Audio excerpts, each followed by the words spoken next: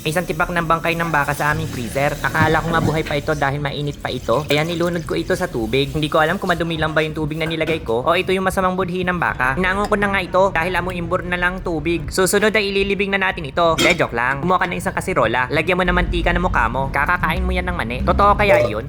Ayan, balik na tayo sa pagluluto. Ihagis mo ang lahat nakikita mo sa loob ng kasirola. Tulad nitong between na tapulot ko lang sa tabi-tabi. Okay, 3 points. Ito naman yung kahoy ng aming pader. Pag inamoy mo ito, talagang mahahalikan ka sa sobrang bango nito. Kaya gagawa na tayo ng pabango. Sheesh! Sayaw muna tayo ng low cortisol dance. Dahil ang stress level ko sa pagluluto nito ay low lang. Binuhos ko na pala itong tirang-tirang patis. Itak-tak mo. Tak, ito pala ang garapon namin noong 2001 at hindi pa rin nasisira ang asukal. Sa tingin ko, puno ito ng preservatives. Ito na pala ang ating pares. Guys, pares lang to guys. Isubo muna natin itong sandok kung okay na ba ang lasa bago natin pakuluan ito ng 1 linggo hanggang matunaw ang baka. At ito na nga ang ating beef pares. Tikman na natin. Hala, naging Bugs Bunny siya oh. Yun lang, bye!